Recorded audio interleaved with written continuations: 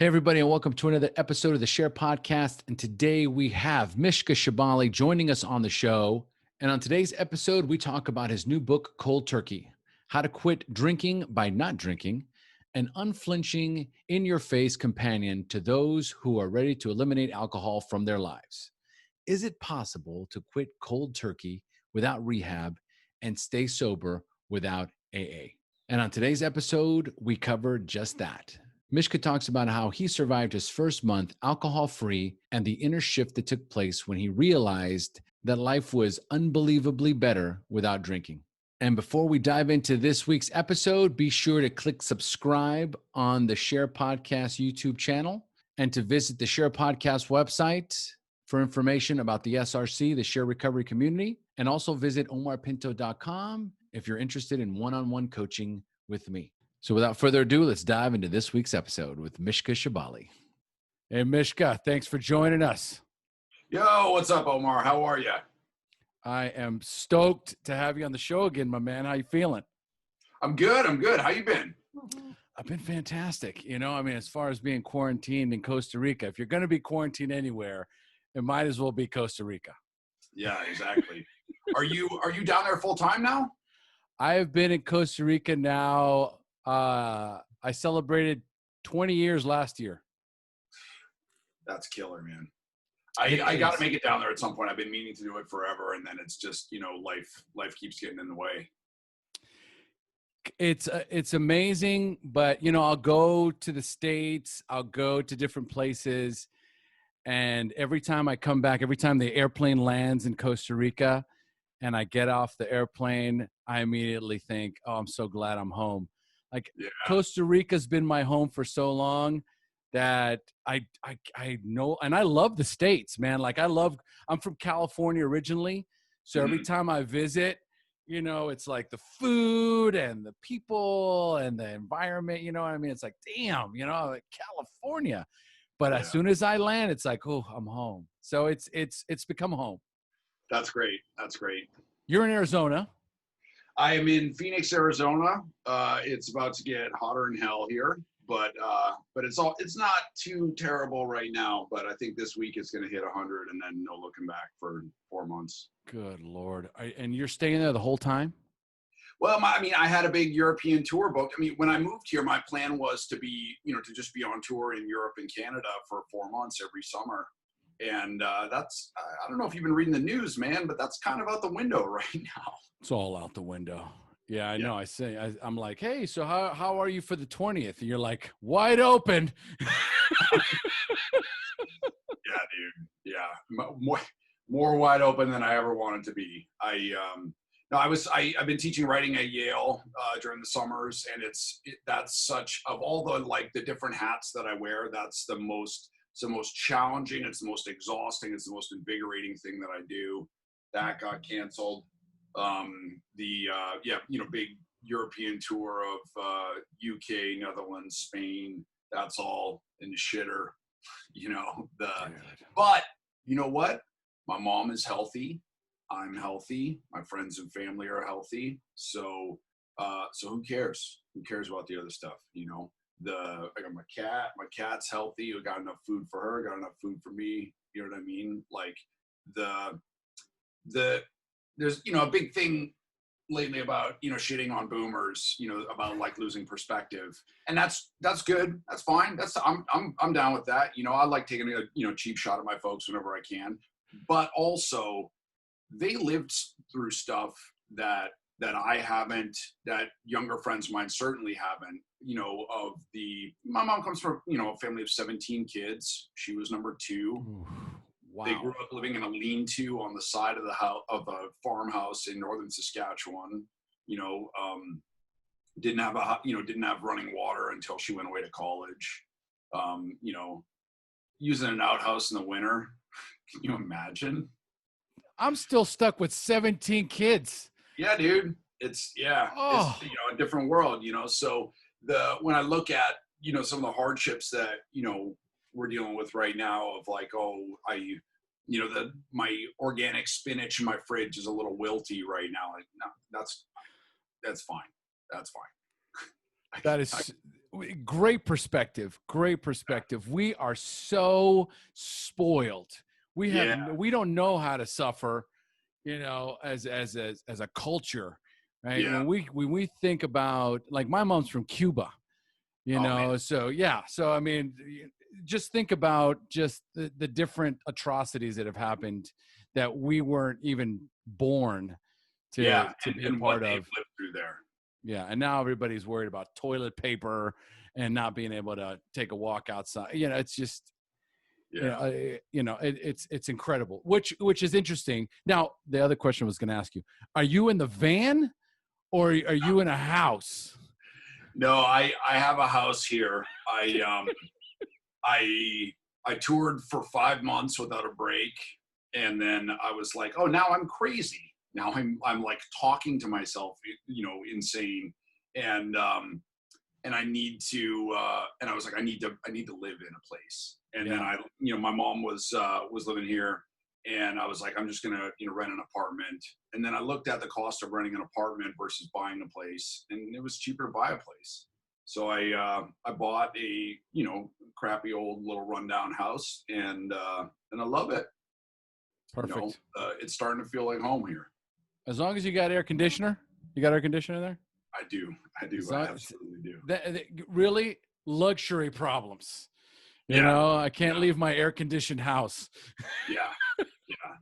It is, man. It's all perspective. It's just, it's sometimes it's just taking like a larger view on, and I think about, like, and also, I lived in New York for 17 years. Like, my best friends, my favorite people in the world are still in New York City, and they're just getting hammered by this, and, I read an article recently about a woman in Detroit who lost her son and her husband to it. But it's the only family she has left on this world, and yeah, I'm fine. Yeah. I'm absolutely fine, dude. So Yeah. here's the thing. There's so much, because guys, I haven't even introduced Mishka. All right. So let me do that first. So today I'm super excited to announce that we have Mishka Shubaly joining us again on the show. What's up? So Mishka he's about to release an audiobook, and it's only available on audio, right? Yes, that's correct. Okay. It's called Cold Turkey: How to Quit Drinking by Not Drinking. Mishka's new sobriety audiobook, Cold Turkey: How to Quit Drinking by Not Drinking, will be out in audio for free in May. Is that also true? Yes. Awesome. It deals specifically with how he got sober without rehab and how he stays sober without AA. It's funny, it's dark, it's gritty, it's profane. I will attest to that. I felt like I was listening to it. I felt like it was a combination between Fear and Loathing in Las Vegas and Requiem for a Dream. It was a fucking roller coaster, right? It comes with a disclaimer, folks. This book contains the opinions and experiences of the author. It is not intended as medicinal advice. The reader should consult a physician about any condition that may require medical attention or treatment. Sound about right, Mishka? Yeah, I hate that part. I'm glad that you quoted my least favorite part of that book. I was like, nah, just leave it out. Like we live in such a litigious world that, like, you dude, you need that. Yeah, you always have to put that shit in because, like, so you don't get sued, and I think it's crazy. I mean, yeah, obvious. I mean, I try. That's one of the things in the Audible original. I say again and again, I'm not a doctor. This is based on my own personal experience. This is stuff that I went through. Here's how I think you can do it better. But it was, I never intended to make this. I was never like, I'm gonna write a self-help book for Audible and it's gonna be just an audiobook. But having written The Long Run and having written about my alcoholism and my sobriety, my sort of transformation through running, and then publishing I Swear I'll Make It Up to You, I get so many messages from people saying, how do I do it? And you you try to answer everyone, but it's just too much for one person. And also, like, you find that you're saying the same stuff again and again and again. And then Audible reached out to me, and and they said, we would love it if you would write a self-help book about how to get sober, how to stay sober without AA. And I was like, and I'll be honest with you, that honesty is the only thing that I bring to the table. I think I didn't want to do it. I needed the fucking money. And so I signed up to do it. And then when I got into it, I realized, holy shit, I have a lot to say on this subject. And I care about it a lot. And it was to the point where, my editors there were like, okay, we're done. And I'm like, no, I got one more thing I want to fit in here. I got one more thing to say. I have one more, and I don't know, man, I'm really proud of it. I think that I did everything I could to take the piss out of all the Dr. Phil and Dr. Oz and Dr. Drew and like all those like hucksters and charlatans who are like, it's just this cult of narcissism. They just want to see their face on the screen. They want a swimming pool, and then they want a swimming pool for their swimming pool. And it's bullshit. And so what I just tried to do was download all the information that I've acquired through 10 years of imperfect sobriety, of struggling with sobriety, of dealing with my depression and my anxiety and rootlessness, and having relationships fall apart, and having my cat die, and and just how to navigate the world, So I tried to just cram all of that in there in a way that that would reach people in a way that I wanted to speak to them in a language that people can understand, because a lot of times we're too polite.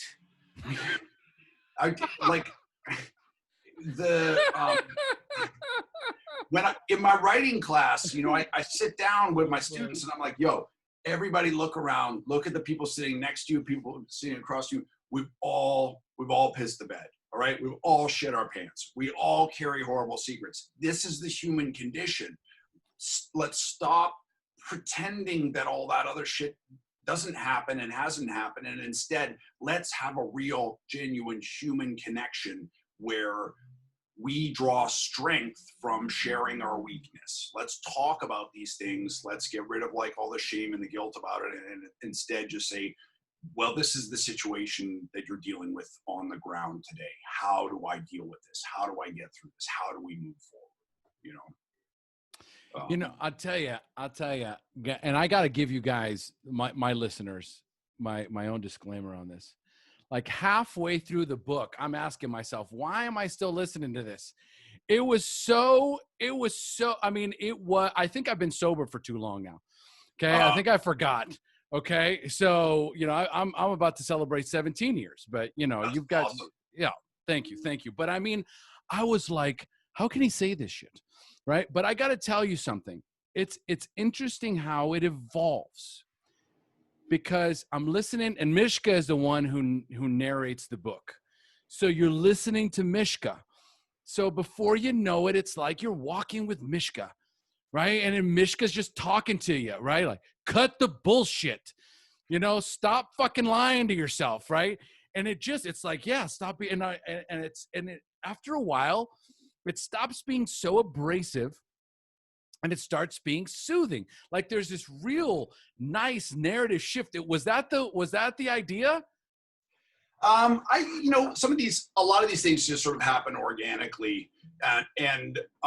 One of the things that I didn't put in the book that I think I probably should have is that, when I'm saying all these things of like, cut the bullshit, the first person I'm speaking to is me. Yeah, of course. All the things that I go through there that I talk about, people falling prey to nihilism or self-defeating moves and stuff like that. I've done all that shit, and that's the only reason that I have any familiarity with it, and that's why I can speak about it and speak to it. but yeah, and that was a jarring experience for me too, going back to write it, to try and think about like, what was that first week like?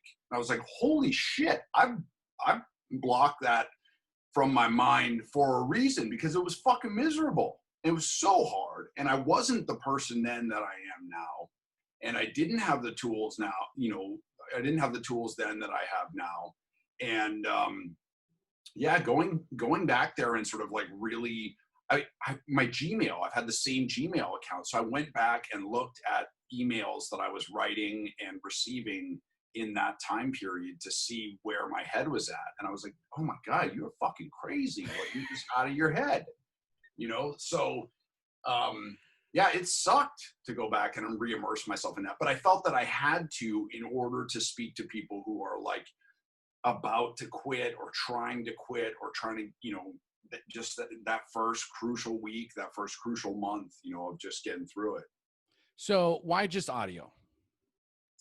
Well, I was sort of a writing nerd my whole life. And one of the things that I really appreciate is how different mediums interact with people differently. And I think that it would be easy to read my words and to hear it or to experience it in the wrong way. But a big thing for me with this project was, I want to be right there with you, with the person who's suffering. I want it should be like we're walking together, like we're talking together, like I'm your roommate who's like, no, wake up. We're going to go for a long fucking walk. We got to talk about some of this shit, man. I have people reach out to me as if I'm their friend, because they've read so much of my stuff that they feel that they know me. So this was sort of like trying to return that I am your friend. Listen to me. Here's how you do it. Here's how it's done, or at least here's how I did it. And here's how I think people can do it. It was super important for it, for me, for it not to be like a laboratory thing or a textbook or something like that. I wanted it to be very personal, like we're on a road trip together or something like that, Well, success, because that's exactly how I felt. Like at some point, it was like a movie. Yeah, literally. It's like I'm listening and you're narrating the story, right? And there's this whole like rock bottom moments and just the most grueling experiences. But then there's this, you're carrying us through, right? You're carrying us through, right? And there's these moments, it's your tone changes. So yeah, I felt like Mishka was right there. For example, like, well, before I go there, because I have another question, but this is real important for the listeners, okay?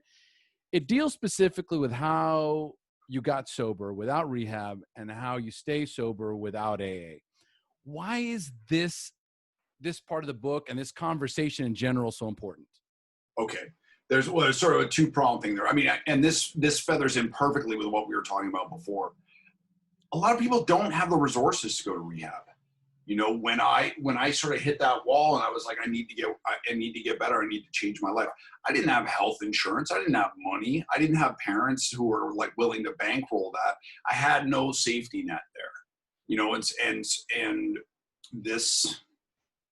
this rehab industry has sprung up, and it's a multi-million-dollar, if not $1 billion industry, where they want repeat customers. You want to stay in a rehab that'll cost you $25,000 or $30,000. Like on the low end. Yeah, and that's for a month. You go to rehab twice, and that could be 4 years at college. I mean, it's like, so it's just insane to me. And I think that a lot of people will look at that and they're like, well, fuck it. It's cheaper to just keep drinking. Mm-hmm. And what I want to say is, well, no, there's a third option that you can do it yourself. People got sober before AA existed. People got sober before rehab existed. This is doable. I come from a very punk rock, do it yourself background. It's like anything that you can do on your own, you do on your own. I did it on my own. And one of the things that I found in 11 years of being sober is that my story is not an outlier. my story is not crazy or weird because I got sober without AA, without rehab. There's tons of other people like me out there. The other thing, about AA is that, so that was, so it was just sort of like a money or resources thing, for rehab. And the other thing, then the other part of it, the AA part of it, is that AA is not for everybody. I need to hit this hard that this, this Audible original, it's not anti-AA. I don't intend this as a takedown of the program or anybody in the program. If you're going to AA and if it's working for you, keep going. Don't let me fuck it up. Like whatever works for you, works for you.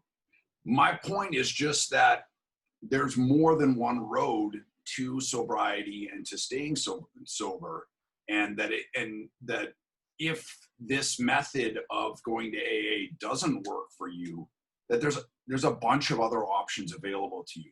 Here's one of them. For me, I knew that AA wasn't going to work because it's based around theism. It's based around believing in a God.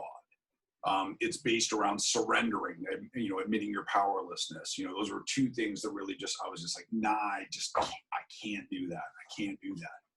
And I think that there's a lot more there for to object to for women, for gay and lesbian folks, for people of color. AA was built, sort of for madmen. It's very much a white American male patriarchal, it's 70 years old and it hasn't been updated, and if they forced Huck Finn to evolve, if they're going back and changing that text, they can change this text. Words need to, the language needs to evolve. It needs to become more inclusive, and I don't know.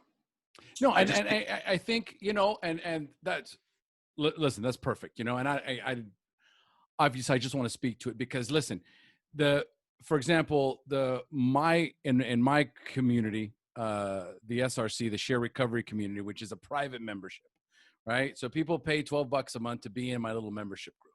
So what that does is this, right?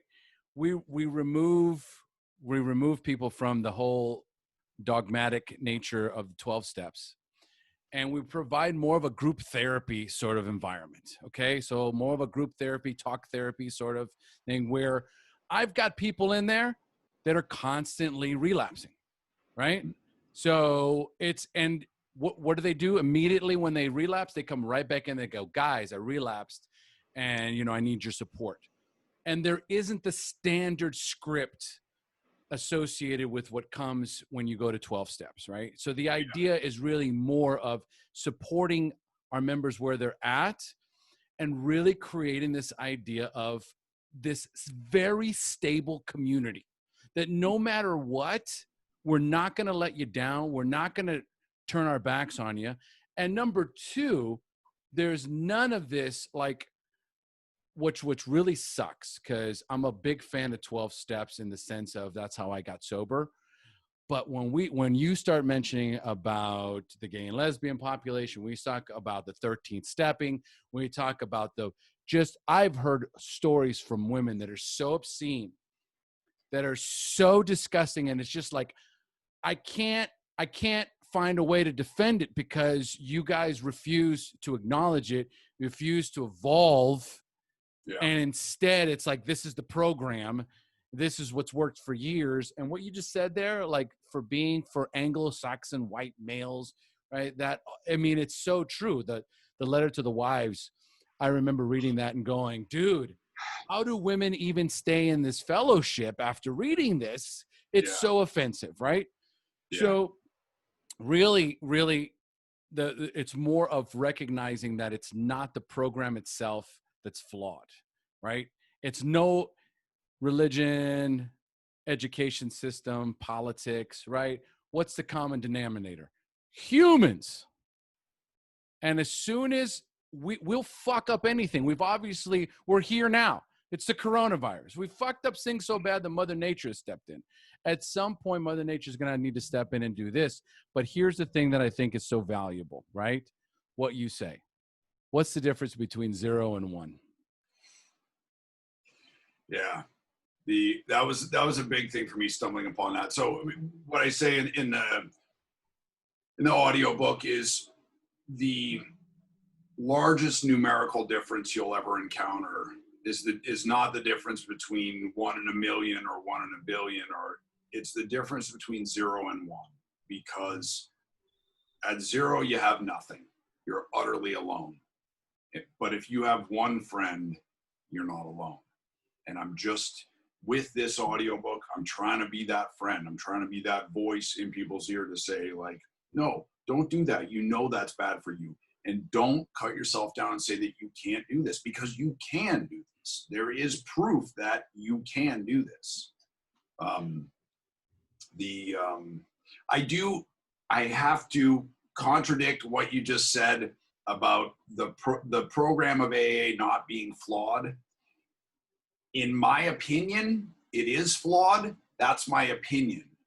What we're getting at though is that not every human being is alike, right? And in actually, that moment when you needed to get your shit together, there was something there that crystallized for you, that worked for you, and we have to value that. And I absolutely value that, you know. And I mean, no disrespect to so many of my friends, some of my not just my friends, but people I've learned a lot from personally have gone through the 12-step program, you know, so I'm grateful, you know, for it.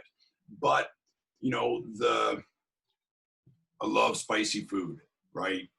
You know, habaneros, jalapenos, any kind of spicy food, amazing. I have friends who are like, are you fucking kidding me? Why are you putting that poison in your body? I can't handle black pepper. Why would I, you know? So that's one of the things is, you know, with this audiobook, I'm just trying to say there's another way. If that didn't work for you, because it does work for some people and it's still working for some people, you know? Well, I actually, you know, just to go back, I actually contradicted myself, right? Okay. Because I did say that it's outdated, letter to the wives, right? Uh-huh. And so the 12 steps, right? It's not necessarily the program itself. Okay. So I 100% agree. It's outdated, needs to be updated. We probably need a whole new 12-step fellowship where somebody goes in, takes all the good shit that you know, they like or what works, and remove the letter to the wives and the God aspect or whatever. But here's the thing. What I was able to do, and I think what a lot of people that have managed to get through the 12 steps is we truly, honestly, were able to take what we need and leave the rest. I know that for some people, that's a tough pill to swallow because it's like, as long as this is in here, I want nothing to do with it. But I was so fucking desperate, and I was alone, dude. I was a 0.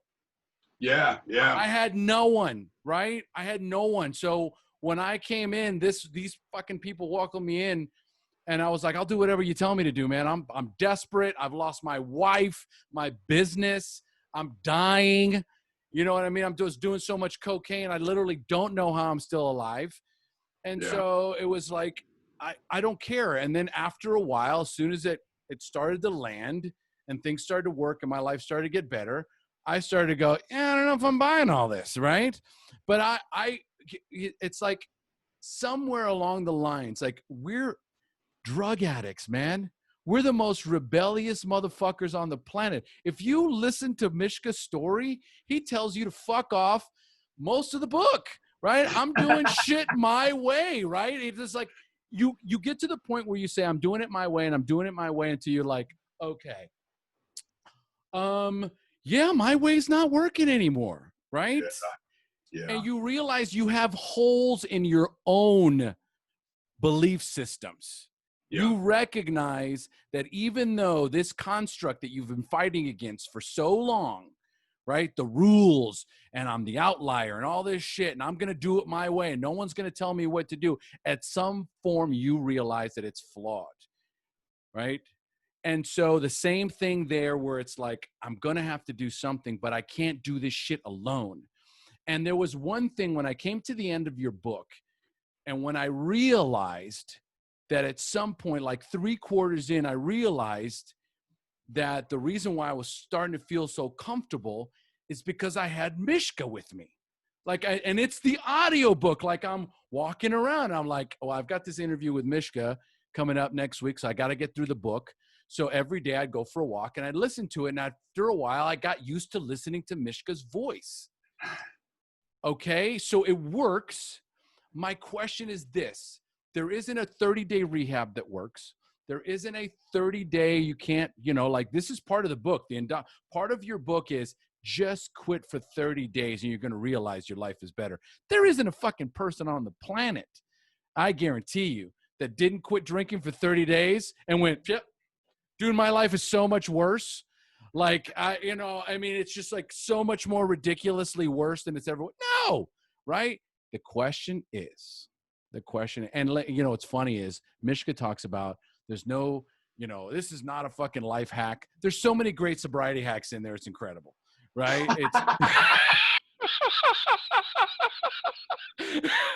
I'll accept that. It's so fucking good, right? But here's my thing. The difference between 0 and 1, as I'm getting close to the end of the book, I realize something. Pretty soon this book's going to be over and I'm not going to have Mishka's voice in my head. Like I could go back and listen to it again, right? But here's the thing. I've been following through this. I've been doing the 30-day thing, right? And there is at the end, what do you do after? But seriously, what's the key here? What's the most important aspect for me in this book? And really, what's going to be the most important aspect of your continued sobriety once this book is done and your 30 days are over? I talk about it in probably the last third of the book. And for me, what it was for me was building a big life, building a sober life that was so engaging and took up so much of my time and my energy in a positive way that I was distracted from the thought of relapsing, and also like honestly, dude, like, with this shutdown pandemic stuff, it's been so nerve-wracking there. And I'll be completely honest, because that's part of the process. There have been days where I was like, man, I'd go for a fucking beer right now, or like 90. I can't now because I have so much shit to do. Mm-hmm. Right. And in a good way. I have, my cat wakes me up at 6:30 every morning. I love her to death. She's special needs. She has, her brain stem didn't fully form, so she can't walk right. And she needs a little extra love and attention. It's adorable. But and I took that on. That's not something I could have taken on before. But, that relationship of caring for another being, I was able to welcome that into my life as part of my big sober life. Other things have been, running, ultra running, boxing, yoga, meditation. For me, I was always a rock and roll guy. Guitars, I have a million guitars. I've built my own guitars. I've built guitars for friends. It brings me so much joy. The DIY thing of like, well, my sink is leaking. I can pay somebody too much money to fix it, or I can figure out how to fix it myself. So going into that stuff, so it is, listen, man, if there were a way for me to just be there walking side by side with everybody all the time to help them get them through it, I would do it. But that's impossible. And what's more important is, it's like we need to learn to hold our own hands and to walk ourselves through life. We need to be the good voice in our own ears to say, yes, do that good thing. Do that thing that's good for you. Don't do that thing that's bad for you, And so, yeah, I hope that there are things that, there's wisdom that I'm able to spit out in the book that people will carry with them forever. But mostly, the goal of the book is to try to get people to a point where they can stand on their own feet, or at least where they can see into a future where they can imagine themselves standing on their own feet, you know? Well, I'll tell you, when you listen to Mishka's story, and I did a ton of drugs and alcohol, but no way did I ever even come close to the amount of fucking consumption that Mishka did. And it's a miracle that you're alive. It's years. How many years? How many years was I using, or how many years have I been sober? Yeah. No, you've been sober now for what? 11 years? Yeah, 11 years sober this spring. I started when I was 12 or 13, and then, and I was drinking. And then when I was 15, I was like drinking cough syrup to get high and shit like that. And then, towards the end of my using career, I was using Opana, which is basically like pharmaceutical heroin. And there were definitely some nights there where I was like, oh, wow, I woke up. Yeah. I didn't think I was going to wake up the next morning, Yeah. So how many years? 11 years sober now. I was using for 17 years, Okay. off and on, All right. It's an incredible amount of time when you hear, and then listening to you narrate through the story and all the things that happen. It's rock bottom after rock bottom after rock bottom. Like most people would be like, dude, like when is it going to be, enough? Right. So I guess my question here too is how much value, because look, I also agree too. At some point, there needs to be an inner voice that's strong, that's resilient, that has some tools, that has some awareness, that has some hope, that knows there is another way, right? But there's also, like when you were talking about the guy that was a train wreck, and he ended up going into he did a competition with Joe Rogan. I think they were going to do some sort of Bert Kreischer. Yeah, okay. And what did they do? They did some kind of workout, some 30-day. What was that? They did sober October. Okay. But it wasn't like a healthy thing. It was like a frat boy thing of like, okay, let's see who can make the other person suffer more. So it's like they went into it in bad faith, right? They were like, we're not going to learn anything from this. The only reason we're going to do this is to make each other suffer.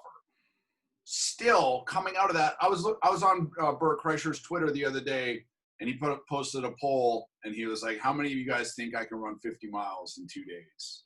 And I was like, see, you went into that 30 days sober and exercising in bad faith, but something woke up inside you, right? There's like this, the animal part of us wants to be drinking clean water, eating healthy foods, running, exercising, exerting ourselves, having dreams, chasing dreams, coming up with new dreams, being engaged and active and participating in this world. And something woke up in Bert in that 1 month off, and now he can't shake it. And it's hope. That's what woke up in him, And,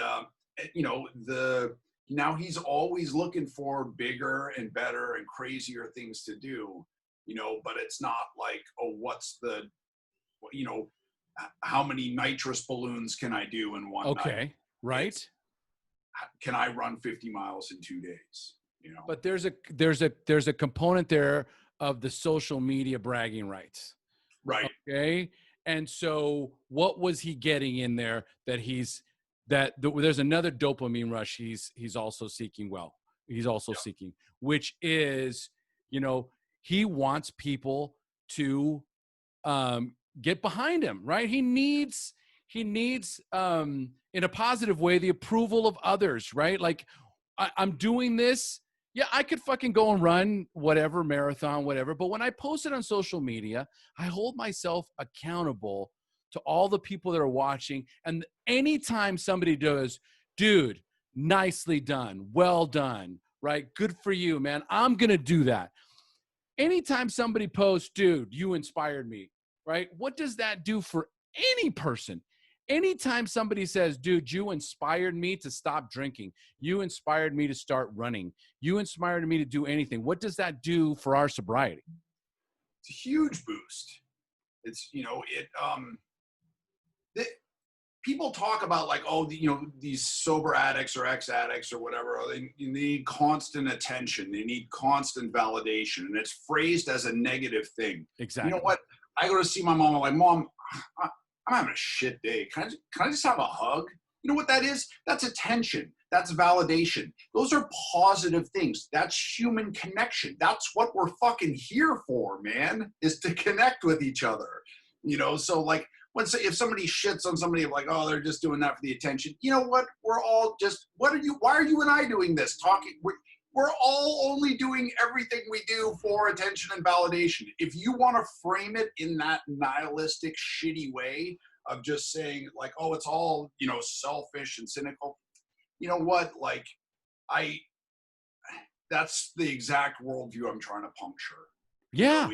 To say that, you could say, oh, somebody is doing it for attention or validation, but I say we're doing it for connection. And I think connection is a positive thing. And if you get connection from social media for being sober, for running every day for 30 days, or for going vegan for 6 weeks or whatever, fucking run to it, man. Take those likes. If it's helping you along your way to make better decisions, to feel better about yourself and your new life, man, whenever I have something I don't want to do, the only reason I got this audiobook done is because I put up a bunch of writing challenges on Facebook. I was like, I need to get this fucking thing done. I hate getting my ass in the chair. I'm going to start a writing group. We're going to write for, you choose a chunk of time and just write every day. So I got like 300 other people to do it with me. That's how you finish a book. And everybody benefited from it. You know what I mean? A rising tide, boys, all boats. We elevate each other. So I hate social media. It's a huge distraction, huge pain in my ass. It takes up way more, of my time, but it can be a useful tool in keeping you on track, and keeping you moving in the right direction. Okay. So really, that's my biggest point to make here, Mishka. Right? Like the whole, what's the difference between 0 and 1, and the whole example of the social media. And there's so many, and listen to my voice, right? There's so much guidance in the book, a lot of tough love, a lot of cutting through the bullshit, right? Where you're talking to yourself, but as you're saying it, it's just penetrating through every fiber of my being, just because of the depth of your voice. That's your genetic makeup, right? Like you have that very rich, powerful voice. As you say it, hey, cut the fucking bullshit. Stop lying to yourself. Stop drinking soda. Speaking of which, are you drinking a soda? It's a seltzer. Okay, fucker. When I cracked it open, I was like, oh man, it's going to sound like I'm drinking a beer here. I heard that like. No, it wasn't even a beer. It's like, if you're drinking a soda, I'm going to call you on this.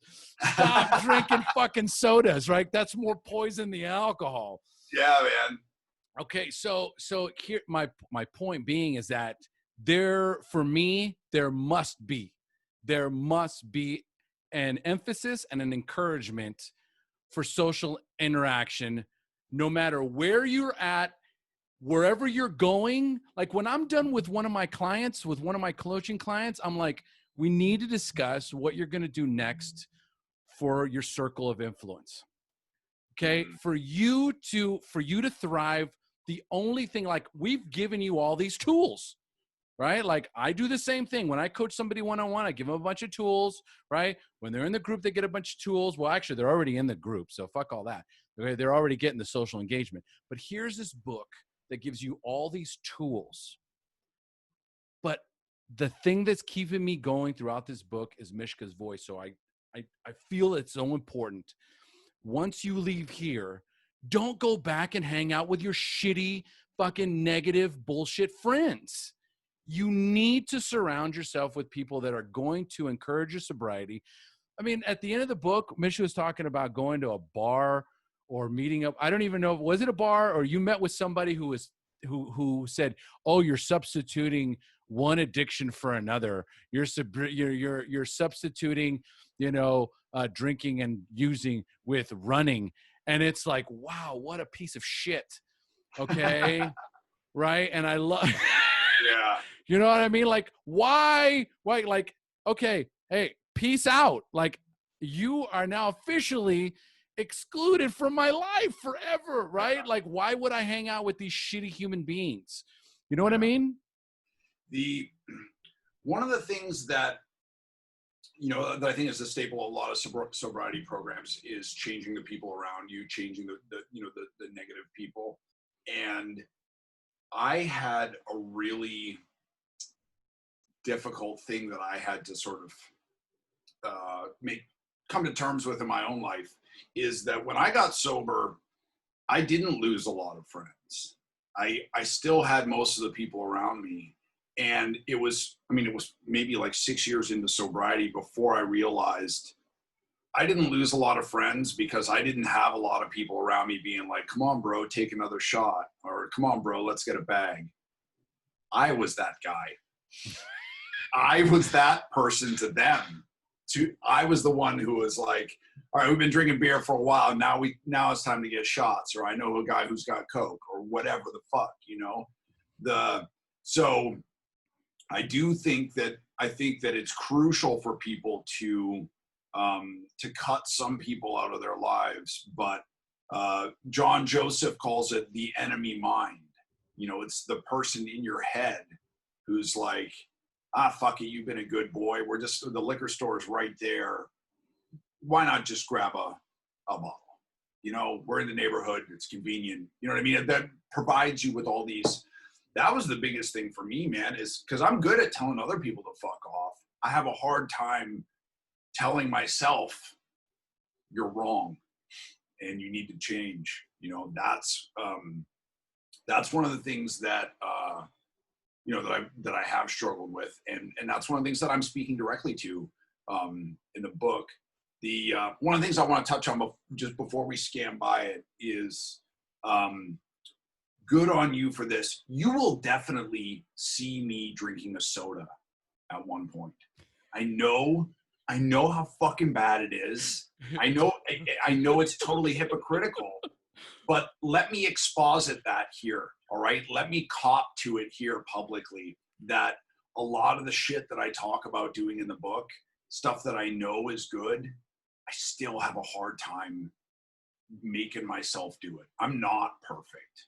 I still struggle with sobriety sometimes. I was saying, with this lockdown quarantine shit, there have definitely been days where I'm like, well, what's the fucking point? That's part of the process. I want to be completely naked about that, completely open about that. It's not like I quit and went forward and never thought about, taking a drink again. I think about it all the time. Usually what I think is, man, I'm not gonna fucking do that. Are you crazy? Why would I do that? But every once in a while I was running the other day and I was like, man, it's so hot and I'm so tired. I wish there was, and I'm so stressed out about this like coronavirus shit. I wish they had a cold beverage that was like carbonated and made you like kind of sleepy, but also like sort of, and I was like, yo, that's fucking beer, dude. And we've been down that, are you kidding? But it goes to show how your mind will just sneak that, so yeah, it still happens for me. Oh, it's so fucking brilliant. That's so funny. I love it. All right. So look, let's give us a few of those life hacks, sobriety hacks, non-life hacks, sobriety hacks that you talk about in the book. Because once you get sober, right? So there's those that, while you're in the 30 days of sobriety, there's the first few days where you're like, let me give you I'm going to clear the deck, right? Do whatever the fuck you want, whatever you need to get past these first X amount of days. And then here's some other things you want to take a look at alternatively, right? So that you start moving in a better direction, right? So you start looking at other areas of your life to be more healthy. So a big thing for me is pay your goddamn taxes, right? And I'm not talking about money. I'm talking about your emotional taxes. That we all get angry.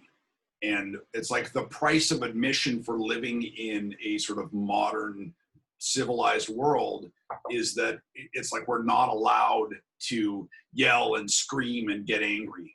But we live in a world that's full of things that makes you angry. You know, I mean, like I ran the coffee this morning without putting coffee in the coffee maker. So I like filled it up with water and then I went to drink and it's like hot water. And I'm like, man, fuck it. You know, like, but we live in a world where if you did that, just melted down at everything, then people would be like, that guy's insane, you know?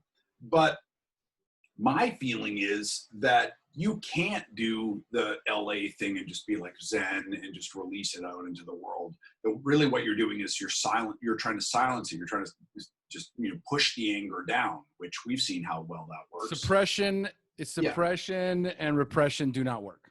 Yeah. So let's try expression, right? Mm-hmm. All the shit that you get angry about, like go and run sprints. Mm-hmm. Just do push-ups until you're not as hard and as fast as you can until you're not. For me, I have a heavy bag in my yard. You know, every time somebody like cuts me off, or like from the big things that I get like enraged about, to like just little things of like, you know, I got a hole in my sock or whatever. Hit the heavy bag, work it out. I'm never more zen than I am after allowing myself to get as angry as possible, feel all that emotion, process it, and get rid of it. The other thing is fucking cry as much as you can, right? We've been given this gift, which is a physical process physical process for working through mental anguish. We make water come out of our eyes. Yeah. And then we feel better afterwards. So fucking just cry, man. You know, I cried so much in early sobriety, and I still now, sometimes if it's just like lack of sleep or something, or like a song will come on the radio, and it's just like, yeah, man, just let it go. Just feel it. Just feel sad. Express it. Feel that emotion. Feel the sadness. Feel the grief. If it, bitterness, you know, betrayal, whatever it is that you've gone through, if you just stub your toe, just cry. Just let it out, man. And then afterwards, you feel so much better, you know. And if you're melting down at the end of a long day, it's your third day being sober, and you're bottling that up. Cry as hard as you can, and then you fall asleep afterwards. That like is a baby. Yeah, it's like a gift after a gift. It's such a gift. I know it's weird for me to be the like, you know, gravelly voiced guy who's like in your ear, like, drop the bullshit, and then the next thing is cry, you big baby. But it's true, dude. It's like it's one of the more endearing parts of the book, my friend. It is very endearing. You know, you talk about when you were like, you had your roommate, you know, in the same room with you, and you tried to control yourself and you couldn't do it. Mm-hmm. You know, do we need to know that a big, hulking, fucking fierce beast of a man is vulnerable enough to say, I could not hold in my tears. I had to cry. What you're doing is you're processing and you're releasing these emotions. You've been you've been repressing them and suppressing them your whole life because of all the programming and all the things you have to deal with. And I have to man up, and I can't show my weakness. And it's all a bunch of crap that is not true.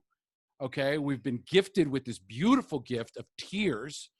And for the longest time, only women were allowed to cry, right? It's bullshit. Right. Yeah. We all need it. Right. I used to come. I didn't like the sound of myself crying. Yeah. So I used to take a towel and I used to cover my face with a towel, and I would cry into the towel so I wouldn't hear the because it was just this sobbing that would come out. And I'm like, what the fuck is wrong with me? And I didn't know how to stop it. I didn't know how to embrace it. I didn't know, but I couldn't control it. Right. So I just would cry into this towel, man. And then I'd be done and I'd go out like a light. Yeah. It was so healing, man. Yeah. You know, and also go ahead. Well, one of the things I found too, you know, and this is sort of just my, you know, my informal research, is that like a lot of the people who are reaching out to me for how to get sober are guys, you know, from maybe 23 to 29 or something like that. And so I do think that there is a lot, you know, I could write a whole other book on this, and maybe I will, you know, but about what it is to be a man and to feel like you can't cry and that you have to be tough. But then also we're provided with the job opportunities that we're provided with now is like you just sit in a cube all day and like you do graphic design or something. So there's, you know, it's like we still have this antiquated understanding of like, oh, machismo, you know, like you gotta be stoic and like not cry and whatever. But then you know, the other shit of like, you know, hunting prey on the you know, on the plains or whatever. Like, no, man, I ordered sushi through Seamless. Like, how does that reaffirm my masculinity? You know, so a lot of what I found was, you know, from the, you know, the young men reaching out to me is that there was also their drinking. There's a crisis of manhood there. And that's certainly how it was for me too. You know, I mean, encountering Charles Bukowski when I was so young, I was like, this is what a man is. This is what a man does. I couldn't have picked a worse guy, and I couldn't have been wronger. You know, so I try to do everything that I can to sort of upend that, to be like, yeah, real men cry. You know, and yeah, it is a very important part of the book because just like this conversation we're having, you know, we're, you know, demystifying 12 steps. You know, removing the stigma around addiction, right? And also demystifying this whole male, you know, this antiquated belief about how men should behave and act, right? Men don't discuss their feelings. You don't air your dirty laundry. You just fucking swallow it and you move on. And I think that's where murders and rapists and, you know, violence, it all comes from, because all that suppression has to come out somehow. And well, so, go ahead. And for women, in the same way that guys aren't allowed to cry and to express sadness, women are never encouraged to do like combat sports, to do MMA, to do kickboxing or boxing or wrestling or whatever. And that's one of the things I found from like, from doing boxing and kickboxing. You know, I was like working with my sister, and I was like, well, let me show you a couple moves. And she was like, Mishka, I'm a mom. Like, I don't need to hit stuff. I was like, are you fucking kidding me? You have 4 kids. You need to hit a lot of shit. And then I got her into it. And then, you know, we were like training one day in Washington Square Park in New York. And a couple of dudes came up to me and they're like, you know, coach, who's your fighter? She's looking great. You know, and I was like, yeah, no, I know. She's kicking ass, you know, and my sister's a total badass now.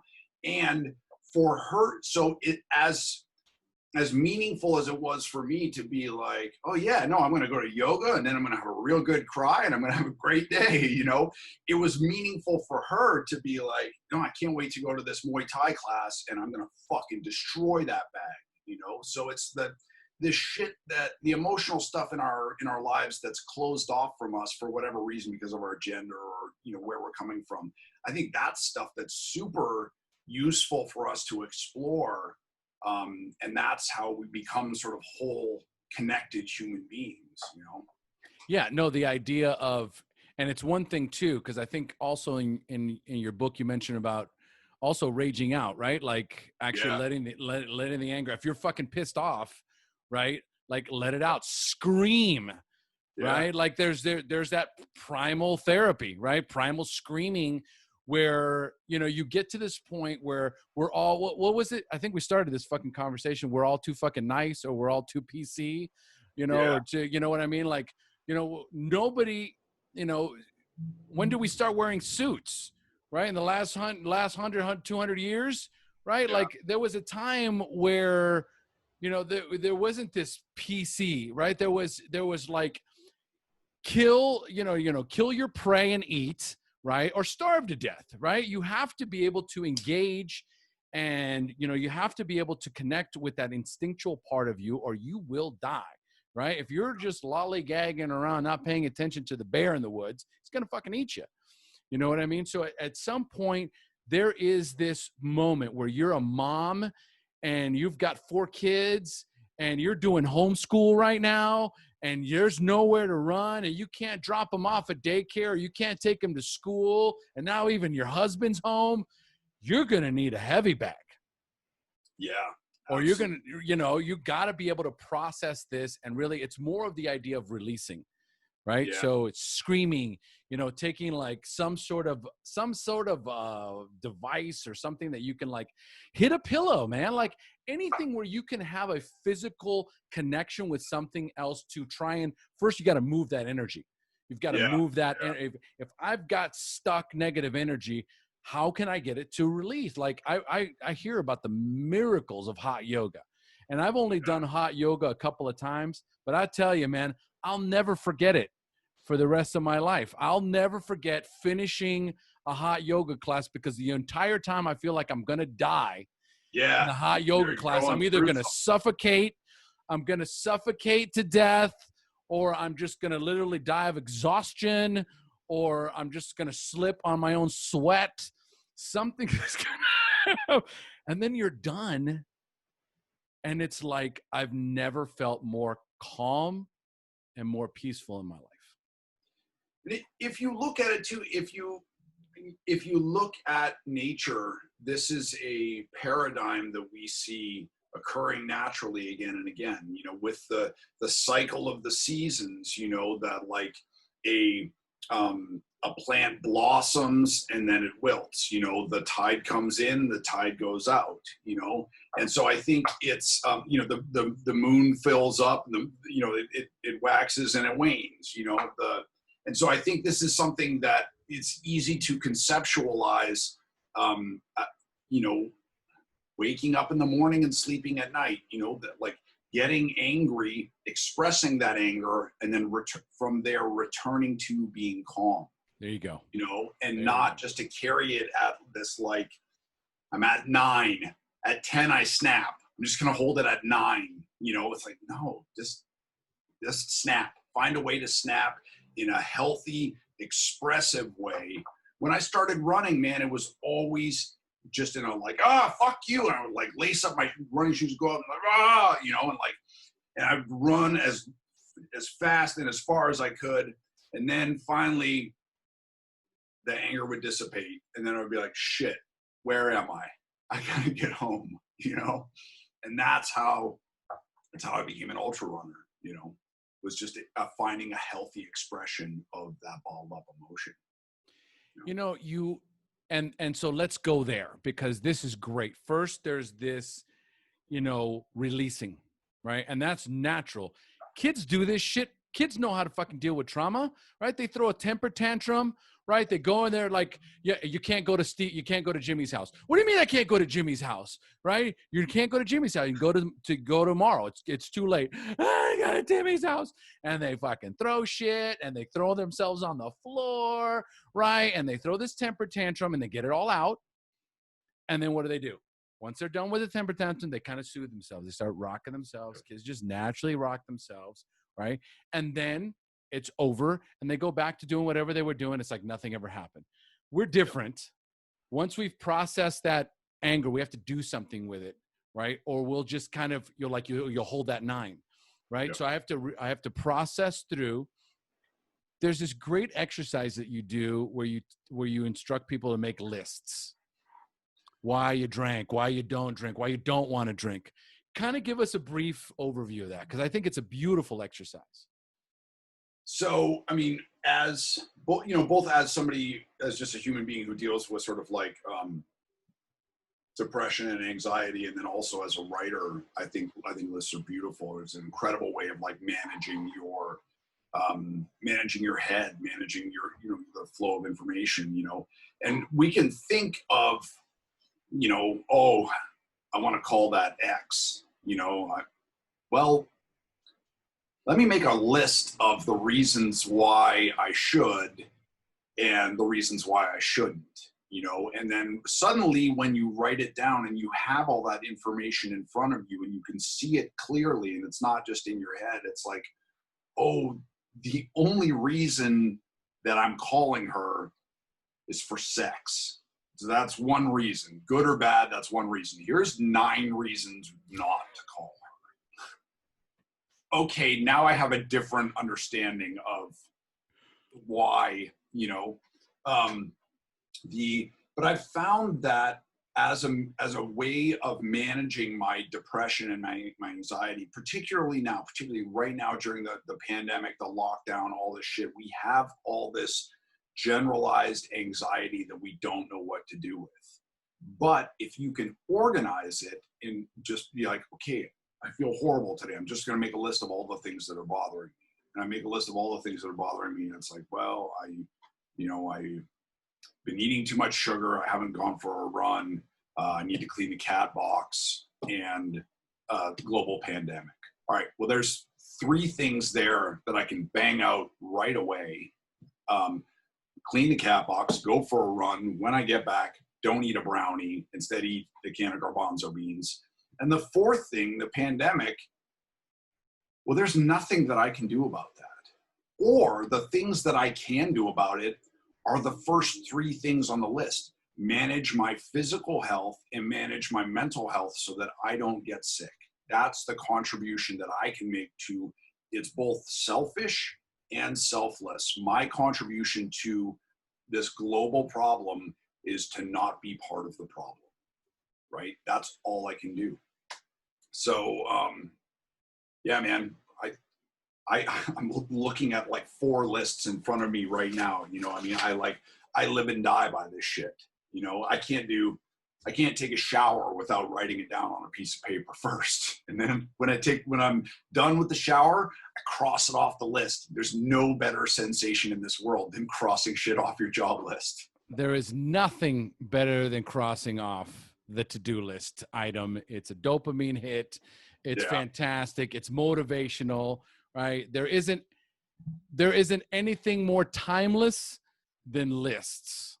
Yeah. Nothing. Throughout the years, through all the things that I've learned, and you've just heard yet another sobriety hack by Mishka, right? Okay. There's nothing. I remember when I first got into even the corporate world, right? And I remember one of my bosses, right? And he's got pads everywhere. He goes, "I'm going to give you the one secret to success that every successful entrepreneur, businessman, executive, they've all got lists. Every single one of them has tons of lists, no matter what's going on, right? We have lists. We write things, or you scratch things off, right? That's how you get shit done, right? And it's never changed. It's never changed. It does feel good. It keeps you on point, right? And it's so important, right? That it gets it out of here. It puts it on the paper. And then the only thing that your mind is there to do is to get you to get it done, not carry it around all day, reminding, oh man, there's some shit I got to do that I'm not quite sure, that I'm pretty sure I forgot. Oh my God, I should have written it down, right? It's super huge, super huge. So here's what I would say to you guys. Okay. So as you're listening to this, right?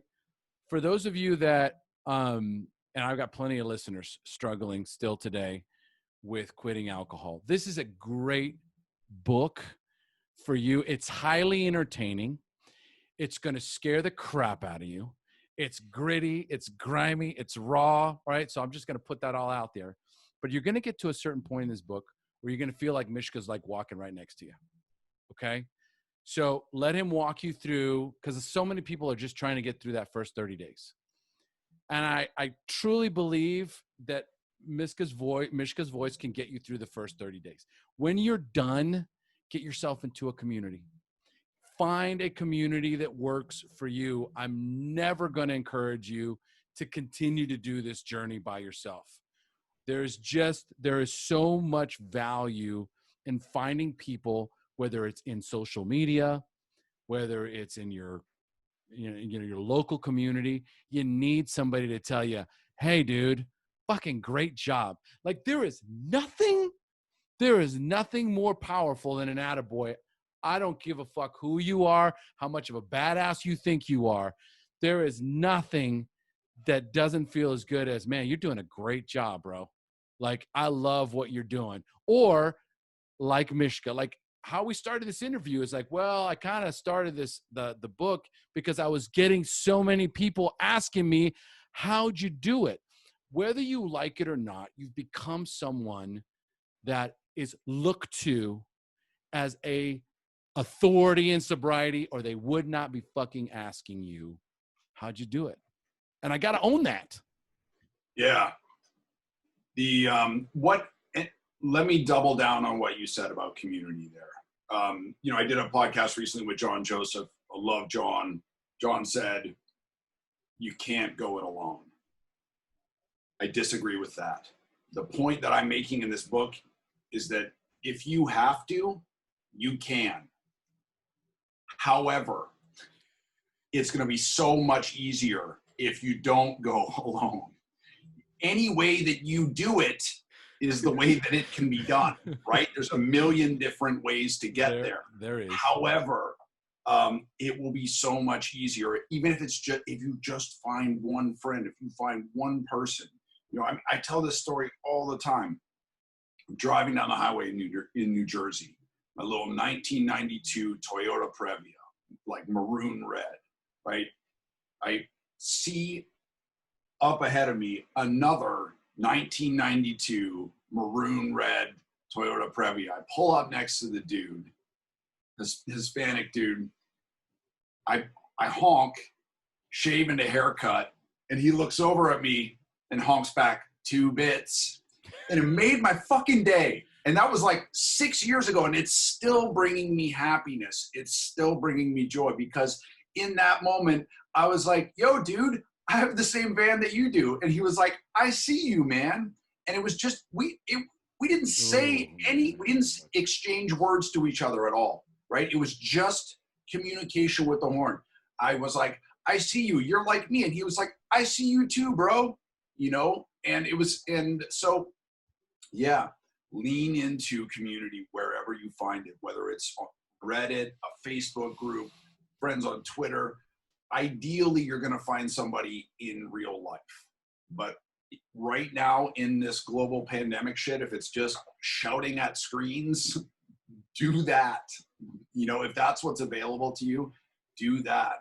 But it's so helpful, And I do think that there are a lot of times where I made it harder for myself than absolutely necessary, with getting sober and staying sober by being secretive about getting sober but I'm still glad that I did it that way, because it proves that it can be done. Whatever works. Well, I got chills when you said, I see you, man. Because what landed with me was, I see you. Yeah. And we all need to be seen, man. Yeah. We all do. Right? We're just naturally designed, to release oxytocin. The only way to do that is with human interaction. And it calms us. It brings us peace. So we need that element of being seen, right? And why do you think Rich Rolls constantly asks you to be part of his community? Yeah, because he needs us, and we need him, and we need each other, and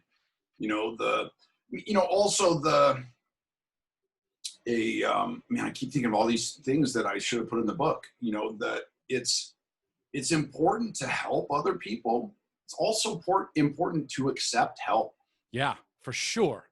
Because that's part of the connection, that there have definitely been times where I was like in need of help. Earlier today, like a buddy, who knows more about auto mechanics than I do, I was like, dude, the truck's not running right. He's like, cool, I'll be right by. And then he was like, hey, do you have a distortion pedal you're not using? Fuck yeah, dude, here, take this. And it wasn't some bloodless transaction of, us bartering, but he just, he helped me because he had the ability. And then I saw an opportunity to help him back. And like, we both walk away from it feeling good. He knows that he got my truck running right again.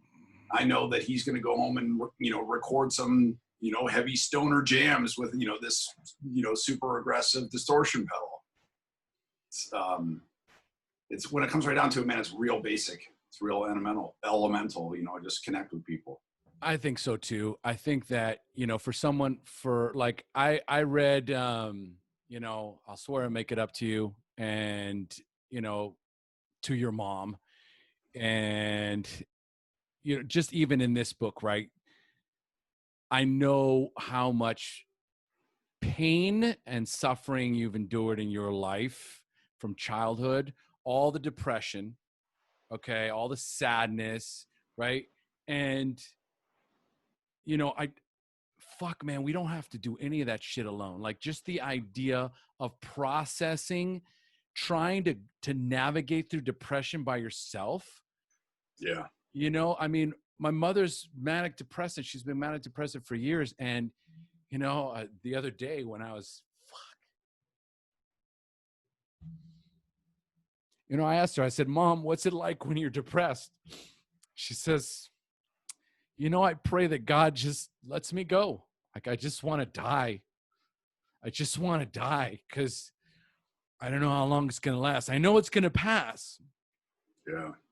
But in that moment, when I'm in that depressive state, I'm almost 80 years old. Like, I'm ready to go. Like, it's okay. You know what I mean? That fucked me up, man. Yeah. No one should be fucking dealing with that shit alone, and, you should be able to process it with people that love and care about you, or be able to get to a community that will fucking help you. You know what I mean? And here's the thing. When we started talking about the pandemic and we started talking about, like, if this thing ends too soon, Donald Trump's going to take credit for fucking getting us through this. I'd rather fucking pull my fingernails out than fucking hear that. Okay. Yeah. All right. But what you just said there, it's like, I wouldn't change any of what I went through, because my resolve is always that much stronger from and like, there's no way I'm going back to that. Like, I may romance, my brain might come up with an idea of concocting a litany of words that will describe a soothing, carbonated beverage that's going to soothe me and calm me down, and then come to the realization, it's like, my brain's coming up with a fucking beer. Yeah. You know what I mean? Like, I know, but at some point when I land there and recognize it, it's like, I suffered so much in my life. There's no way any of that is better than what I have right now. And so for those of us, that's the cool thing about being a recovering or recovered alcoholic or drug addict, is that we recognize that we've been through the briar patch. We've been through the Vietnam War, 17 years of a living hell. Like, this ain't fucking shit. Like, I can sit here and jerk myself off and make myself believe that, oh my God, like, I got to have a drink for all this, and recognize that this is nothing compared to what I've been through, what my mother's been through. You've been through your own living hell. I went through my own living hell. It wasn't 17 years. It was 4 years of chronic cocaine, alcohol, weed, pills, whatever, right? Where I destroyed my entire life. And it was enough for me to go, I'm never going to go back there again. But in no way, shape, or form, right, do I think, you know what? I might be able to have one beer.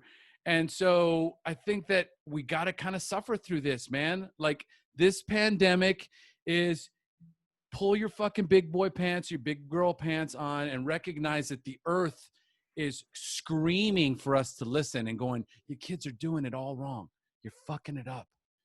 And the longer you stay here and the longer we have these conversations and the more we recognize that we need to care for each other more, love each other more, spend more time with the people that we love, right? Try and be better human beings and definitely take better care of the planet. Like, every single one of us that has a story like Mishka's recognizes that it's only through suffering that we learn. Yeah. Unfortunately, pain is a very powerful motivator.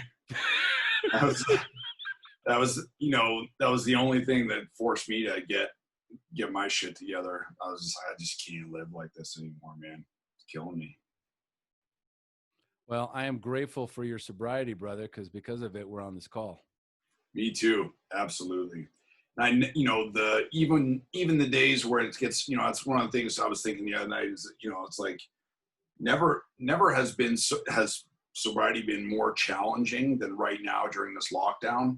And never have I been so grateful to be sober, because if I drank a little bit right now, I would be drinking a lot, know.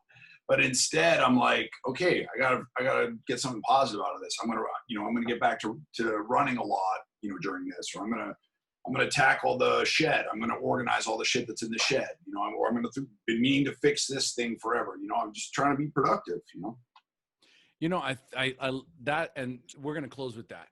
The idea that the best thing that I can do, and you said that when you were talking about the lists.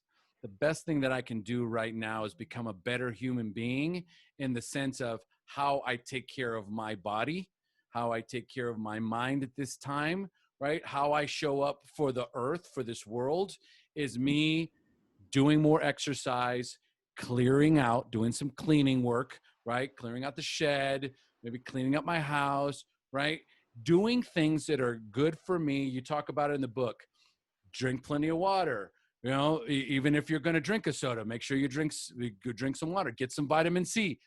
Get vitamin D, get some sun on you, right? It's just the basics right now. It's like the sky's never been clearer. The air's never been cleaner. So go outside and take a deep breath in, get some sunlight, do a little exercise, drink plenty of water, take care of your body so that the coronavirus is not going to kill you.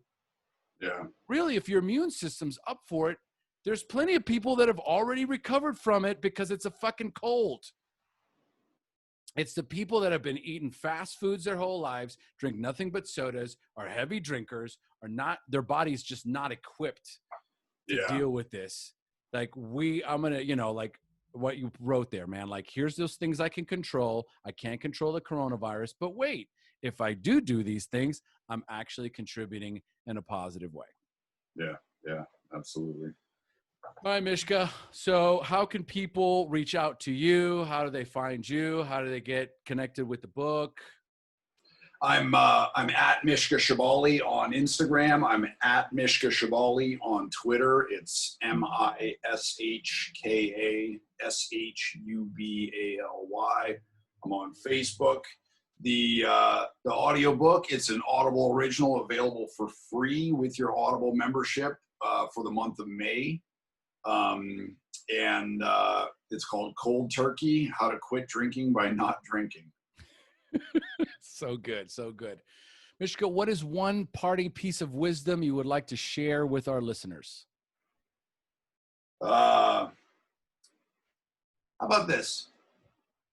Embrace hypocrisy as part of the natural human condition, right? In order to make it sober, you have to be very hard on yourself, and you have to be very kind to yourself. All right. So like, I challenge myself with that, Omar. I challenge you with that too. Be hard on yourself, expect the most from yourself, push yourself to take it to the next level, to do the next big thing. Be kind to yourself, nourish your body, nourish your mind, take care of yourself, be kind to yourself. Beautiful. Absolutely perfect way to close. Mishka, thank you for joining us, my man. My pleasure, man. We should do this more often, more than once every 6 years or so. Hopefully I'll be down in Costa Rica sometime. I'll look you up. I would love to show you all of my haunts. They're all good haunts. Awesome. All right, folks, we've now reached the end of our show. Thanks for joining us. And as we say here in Costa Rica, pura vida. Can you give us a pura vida? Yeah, it's pure life, right? Pura vida. done. And that's a wrap. Awesome. Thank you for joining us on another episode of the SHAIR Podcast. And be sure to click subscribe to the SHAIR Podcast YouTube channel. Follow us on Facebook, Instagram, Twitter, on all the major social media platforms. Go to our website, the SHAIR Podcast. Go to my website, omarpinto.com. Find out about joining the SRC, the SHAIR Recovery Community, or one-on-one coaching with me by setting up a free consultation. Thanks again for joining us, and we'll see you next week on the following SHAIR Podcast episode.